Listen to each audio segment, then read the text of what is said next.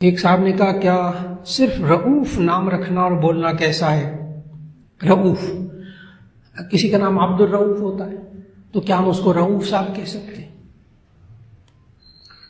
کسی کا نام جو ہے وہ عبد الرحیم ہے، ہم اس کو رحیم صاحب کہہ سکتے ہیں؟ کسی کا نام عبد الحمید ہے تو کیا ہم حمید صاحب کہہ سکتے ہیں؟ بالکل اسی طرح رؤوف بھی۔ تو اس کا جواب یہ ہے کہ چند نام ایسے ہیں صفتی نام بھی جو آپ اللہ کے علاوہ کسی اور کے لیے نہیں بول سکتے، اور چند ایک صفتی نام ایسے ہیں جو بغیر الف لام کے آپ اللہ کے علاوہ کے لیے بول سکتے ہیں، اللہ کے علاوہ بول سکتے ہیں، جیسے رؤوف رحیم۔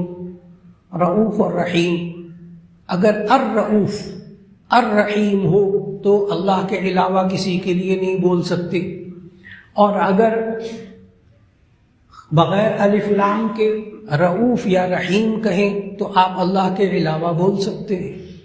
قرآن مجید میں اللہ نے بولا الرؤوف الرحیم، یہ اللہ تعالیٰ کے صفتی نام ہے، لیکن نبی صلی اللہ علیہ وسلم کے لیے اللہ نے دونوں لفظ بولے، رؤوف رحیم، حریص علیکم بالمؤمنین رؤوف رحیم، حریص علیکم بالمؤمنین رؤوف رحیم۔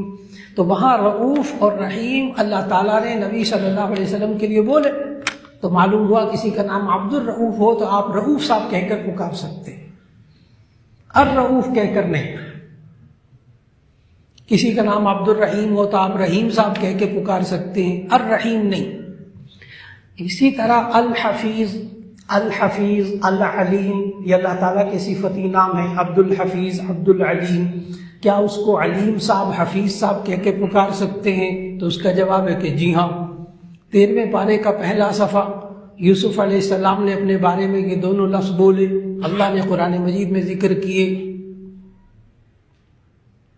کہ یوسف علیہ السلام نے اپنے لیے کہا کہ مجھے اس عہدے پر مقرر کر دیجیے،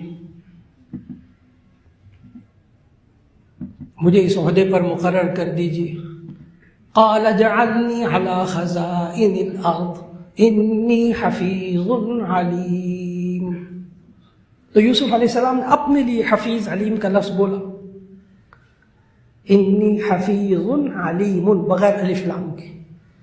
تو معلوم ہوا حفیظ اور علیم بغیر الف لام کے آپ کسی کو کہہ سکتے ہیں، الحفیظ العلیم نہیں کہنا۔ الف لام خاص کرنے کے لیے ہوتا ہے، معرفہ بنانے کے لیے۔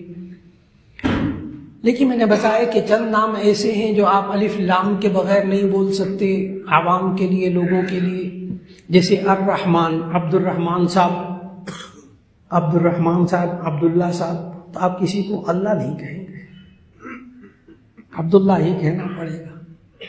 عبد الرحمن کو رحمان صاحب نہیں کہہ سکتے، رحمان صرف اللہ تعالیٰ کا صفتی نام ہے، عبد الرحمن کو رحمان صاحب نہیں کہنا چاہیے۔ جی یہی بات، عبد الخالق، عبد الخالق، اب خالق صاحب، عبد الخالق، خالق صاحب پکار سکتے ہیں، لیکن خالق اس کو سمجھیں گے نا کہ وہ پیدا کرنے والا وہ ہے، ورنہ علیم، علیم، حفیظ، رؤوف بول سکتے ہیں۔